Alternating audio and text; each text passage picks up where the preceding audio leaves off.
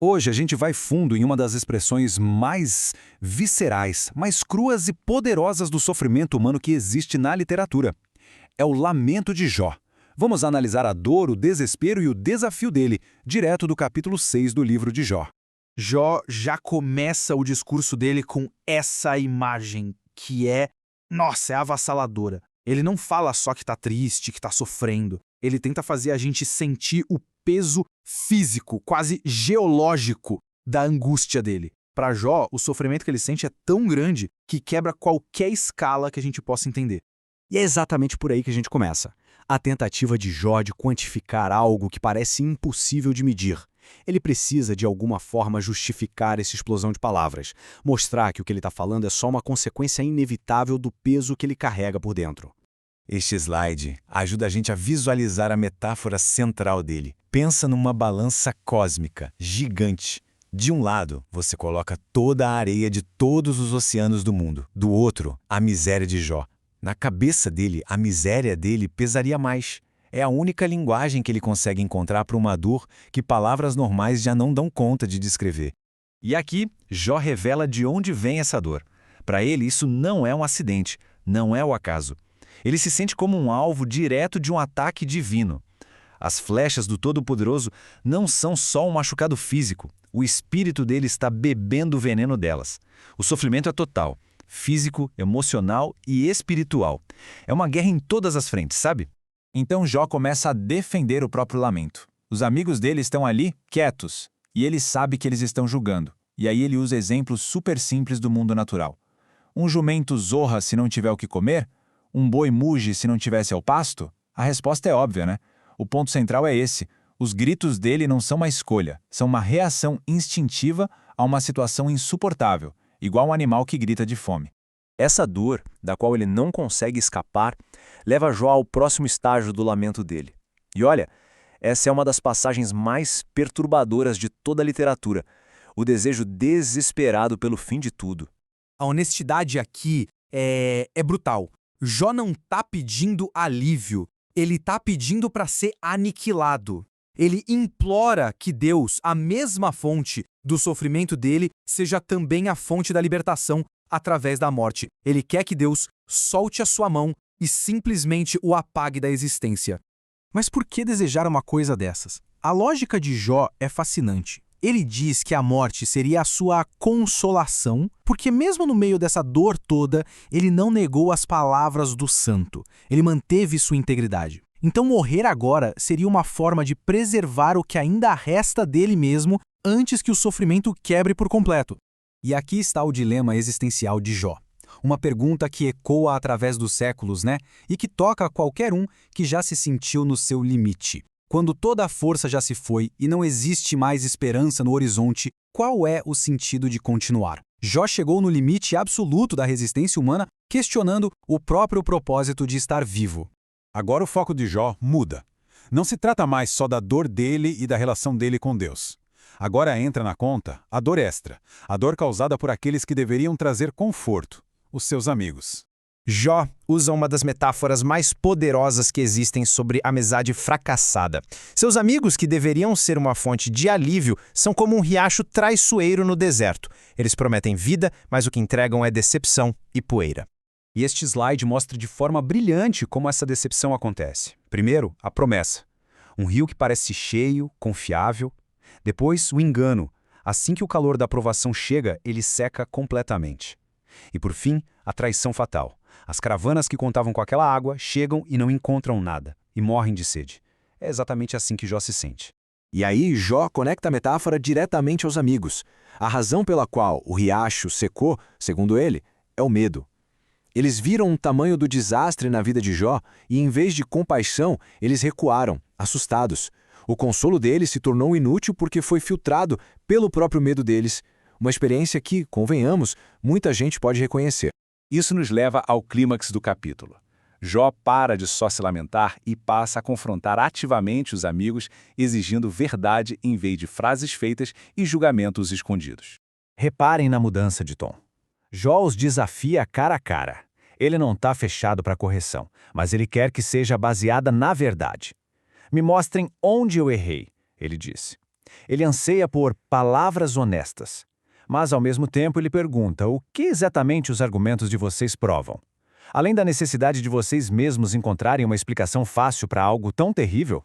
Essa parte aqui é talvez a mais comovente da defesa dele. Jó acusa os amigos de uma profunda falta de empatia. Ele diz que eles estão criticando os gritos de agonia de um homem como se fossem um argumento filosófico. É como se ele dissesse: o que eu tô falando não é uma tese teológica, é o som bruto do desespero, palavras que são pro vento.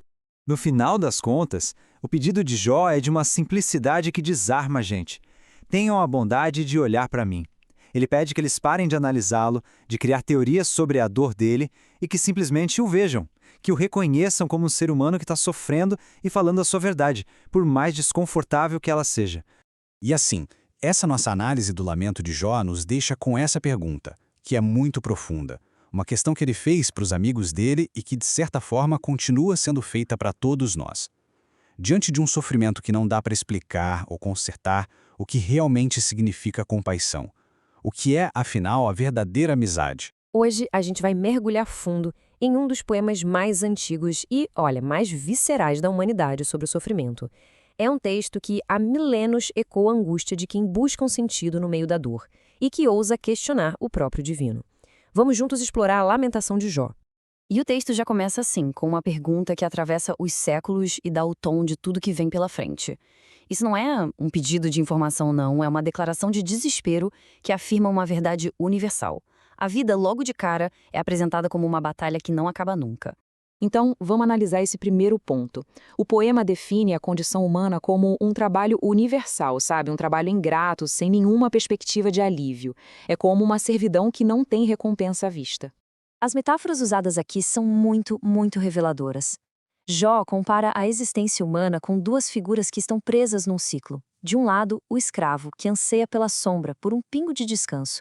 Do outro, o trabalhador, que espera o pagamento no fim do dia. As duas imagens evocam um desejo profundo por uma conclusão, por uma recompensa que finalmente traga alívio a tanto esforço.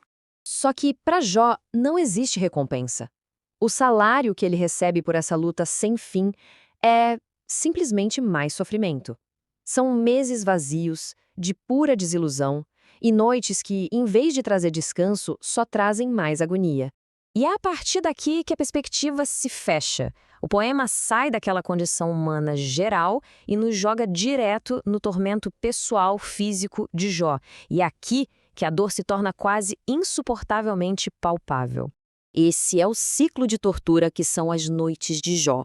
O sono, que deveria ser um refúgio, vira um campo de batalha.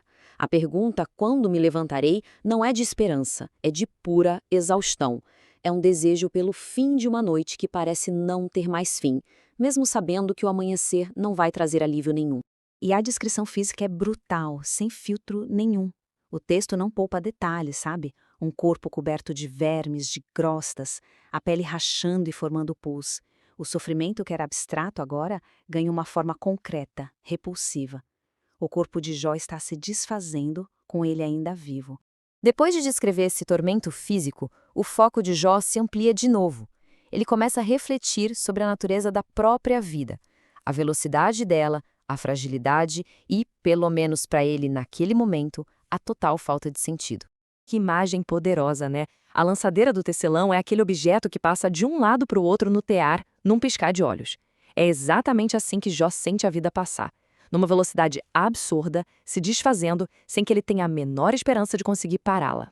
A conclusão dele é avassaladora. A vida, com toda essa dor e essa velocidade, é tão substancial quanto um sopro. É passageira, é efêmera e simplesmente desaparece sem deixar nenhum vestígio. E a metáfora continua, reforçando essa ideia de que tudo é passageiro. Sabe como uma nuvem se forma e logo em seguida o vento desfaz? Pois é, assim é a existência humana, se dissipando no nada. E aqui, na visão de Jó, o fim que a morte traz é absoluto. Não há esperança de retorno, não tem segunda chance. A sepultura é o ponto final, é o esquecimento completo. É um universo sem ressurreição, visto pelos olhos do mais profundo desespero. E este é o ponto de virada do poema. Jó para de se lamentar pro vazio e se vira pro céu. Ele começa a falar diretamente, a confrontar Deus, que ele enxerga como a fonte de todo o seu sofrimento. Isso aqui é uma declaração de insubmissão. Chega de silêncio, a angústia é tão gigantesca que ele se recusa a segurá-la. Ele vai falar, vai reclamar, vai botar para fora toda a amargura da alma, custe o que custar. Nossa, que pergunta impressionante! Na mitologia antiga, o mar e seus monstros eram as forças do caos, aquilo que os deuses precisavam conter. Jó usa essa imagem para perguntar: por que essa vigilância implacável sobre mim? Eu sou por acaso uma ameaça cósmica para merecer tanta atenção assim?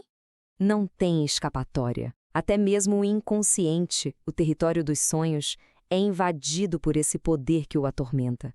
O descanso, que deveria ser um refúgio, acaba virando mais um instrumento de tortura. A questão se aprofunda, vira quase filosófica. Agora Jó questiona a própria natureza da relação entre Deus e a humanidade. Por que essa fixação? Por que essa necessidade de testar a todo instante uma criatura tão frágil? A atenção divina aqui não é um conforto, é uma pressão que esmaga. A intensidade aqui chega no máximo. A vigilância é tão constante que ele sente que não tem tempo nem para o ato mais básico, como engolir a saliva. É um pedido desesperado por um segundo, um milésimo de segundo de paz longe de um olhar que sufoca. E agora a gente chega no clímax da queixa. O momento em que Jó se define não só como uma vítima do acaso, mas como um alvo específico da ação divina. Reparem no termo que ele usa para se referir a Deus: espreitador da humanidade. Não é um pastor, não é um pai. É um vigilante, um observador, cuja atenção é sinônimo de julgamento e de uma pressão que não dá trégua. E essa é a acusação central. Por que eu? Ele se sente escolhido, selecionado para esse sofrimento. E o resultado é que a sua própria existência se tornou um fardo insuportável para ele mesmo. No meio da acusação, surge um último apelo. Se ele pecou, se existe uma culpa que ele nem conhece, por que o perdão é negado? É a pergunta desesperada de alguém que não consegue entender a lógica por trás de uma punição tão severa.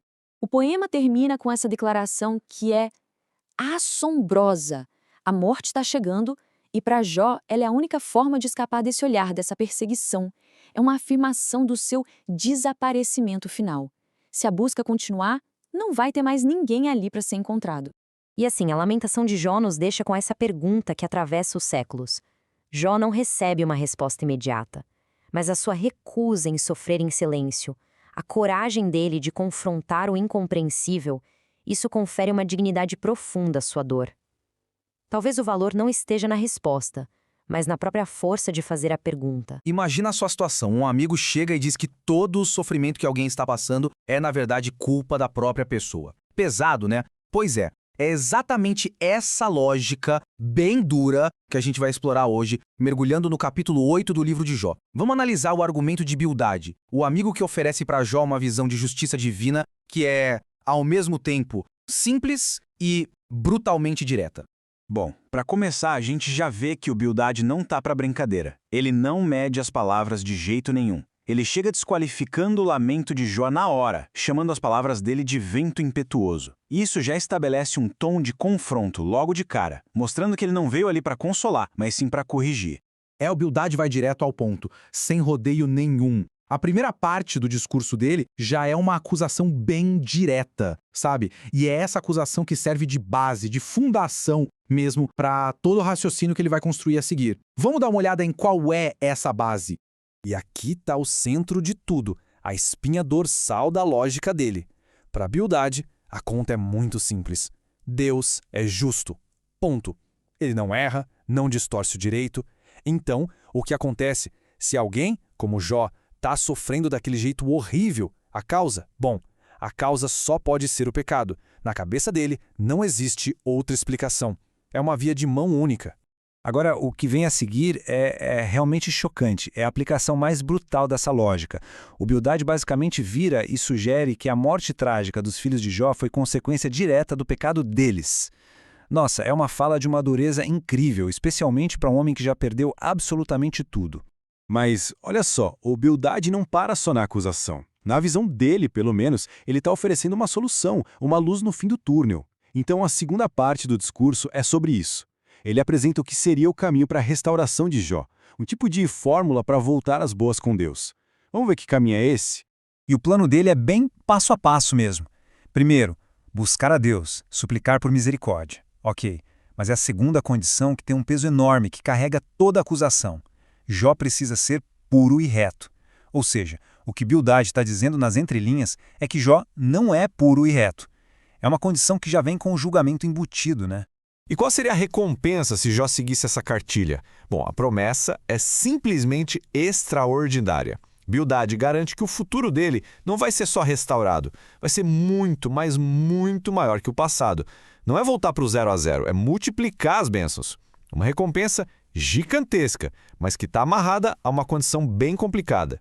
Ok, mas de onde o Bildade tira tanta certeza? Como é que ele pode afirmar com tanta convicção como o universo funciona? O interessante é que ele não fala, isso aconteceu comigo ou eu tive uma revelação. Não, ele apela para uma autoridade que, para ele, é infalível. A sabedoria dos antigos, a tradição. Pro Bildade, a sabedoria de verdade é aquela que é antiga, que já foi testada pelo tempo. Ele meio que joga fora a perspectiva de uma pessoa só, como a do Jó, porque ele acha que é limitada demais e insignificante. Para ele, a verdade não é algo que se descobre sozinho, é um tesouro que foi passado de geração em geração.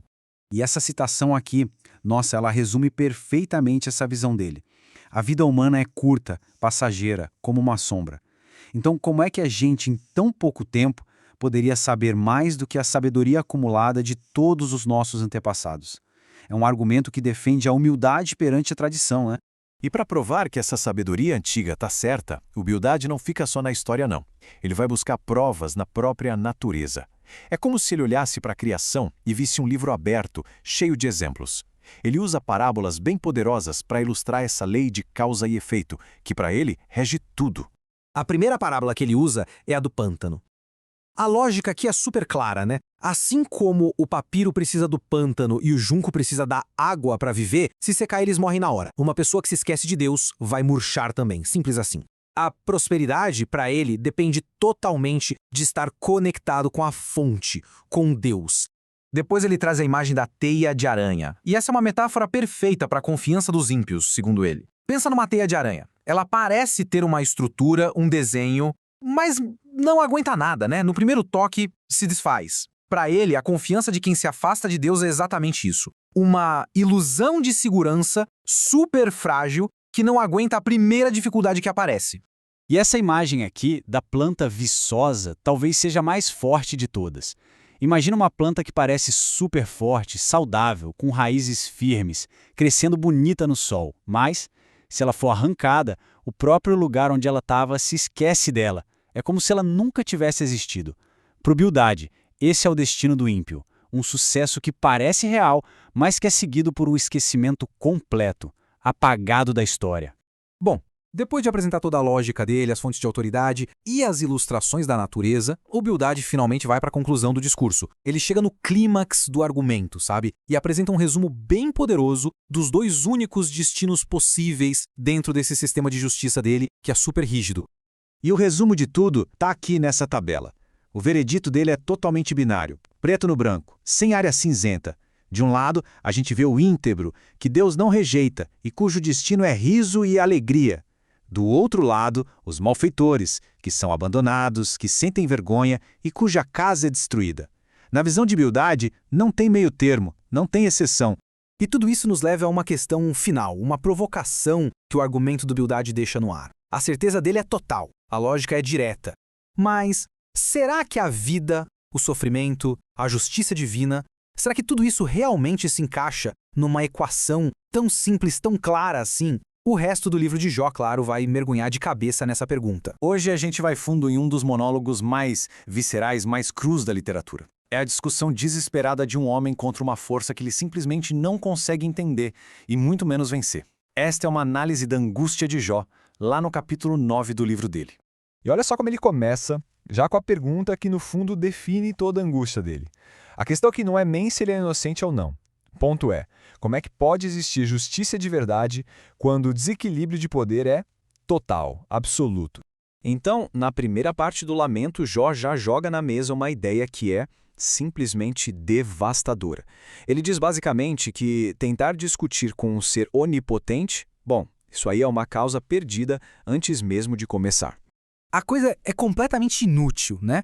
A diferença de poder, de sabedoria, é tão gigante que ele fala, se Deus fizer 1000 perguntas, um ser humano não consegue responder nenhuma. Ou seja, o debate já acabou. Nem começou, na verdade.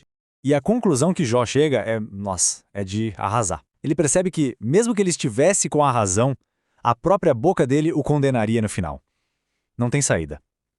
A única coisa que resta não é pedir por justiça, mas implorar por misericórdia. E para quem? Para o próprio juiz que também é o acusador. Pensa na situação.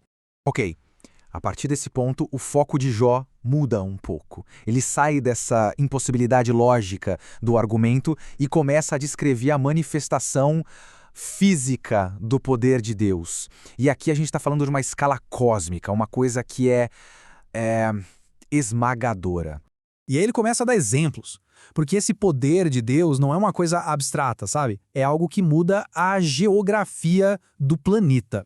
Ele fala que Deus remove montanhas como se não fossem absolutamente nada. E não para por aí, não.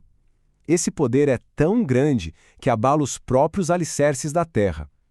Ele fala das colunas, que na cosmologia da época eram que literalmente seguravam o mundo no lugar. Imagina só. E o domínio vai além da terra, chega até os céus. O sol, as estrelas, tudo obedece a uma ordem dele. É um poder que simplesmente não tem limite nenhum, que controla a luz e também a escuridão. E as maravilhas que Deus faz? Jó diz que são incontáveis, infinitas. É um número tão grande, uma quantidade de obras tão vasta, que a nossa mente nem consegue começar a organizar ou catalogar tudo isso. E sabe o que deixa tudo isso ainda mais apavorante? É que esse poder gigantesco também é invisível. A gente não percebe. Uma força capaz de refazer o universo inteiro passa do nosso lado e a gente nem nota. A presença dele é imperceptível. E é aqui que a gente chega no centro do paradoxo de Jó. A grande questão é, como pode um Deus que tem todo esse poder, todo esse controle, parecer tão indiferente ao que a gente entende como certo e errado? Olha, a nossa lógica é bem simples, né? A gente divide o mundo entre os bons e os maus, os íntegros e os perversos. E a gente espera que quem faz o bem seja recompensado e quem faz o mal seja punido. É o básico. Só que a experiência de Jó, leva ele para uma conclusão completamente oposta. E essa aqui é, talvez, a frase mais chocante que Jó diz em todo o livro. Baseado em tudo que ele está sofrendo, ele chega à conclusão de que, para Deus, dá tudo na mesma. A justiça divina, segundo ele, não faz nenhuma distinção. O que tiver que acontecer, acontece, seja para a pessoa boa ou para a pessoa má. E a coisa fica pior, a pergunta dele vai mais fundo e se torna ainda mais terrível. Jó começa a imaginar se Deus não é apenas indiferente, mas se ele talvez até ria, zombe do desespero dos inocentes. É uma imagem de uma crueldade cósmica. É assustador pensar nisso. E essa pergunta, afinal, fica ecoando, né? É um desafio. Se o mundo parece injusto, se quem é ímpio está por cima, e se Deus tem todo o poder, qual é a conclusão lógica? Para Jó, ela é inescapável. É uma pergunta difícil que ele joga no nosso colo e nos força a encarar. Bom, na parte final do lamento, o foco volta a ser pessoal. Jó olha para dentro, para a própria condição, para a dor dele e para aquele desejo desesperado por uma coisa que ele sabe que é impossível de conseguir. Um julgamento que seja justo. E aqui a consciência da própria mortalidade bate forte. Jó usa umas metáforas muito poderosas para descrever como a vida dele está passando voando, rápido, sem felicidade nenhuma, só correndo direto para um fim que não tem como evitar. Jó também fala como é inútil tentar se provar inocente. Ele usa uma imagem muito forte. Ele diz que mesmo que se lavasse com a água mais pura, com o melhor sabão, ele acredita que Deus simplesmente o jogaria de volta num poço de lodo. Ou seja, todo o esforço seria para nada. E aqui está o problema central de tudo. Simplesmente não tem como existir um julgamento justo porque as duas partes não estão no mesmo nível. Pensa bem, como é que um ser humano entra num tribunal para discutir com o Criador do Universo? A ideia em si já é absurda. Então, o grito final de Jó, o que ele mais quer é um mediador, um árbitro, alguém imparcial que pudesse ficar entre ele e Deus. No fundo, é o desejo mais básico do ser humano por justiça, né? Só que aqui, expresso como uma necessidade impossível de ser atendida. E é essa impossibilidade que fica com a gente, nos fazendo pensar sobre o que é o poder, o que é o sofrimento e, afinal, o que é a justiça.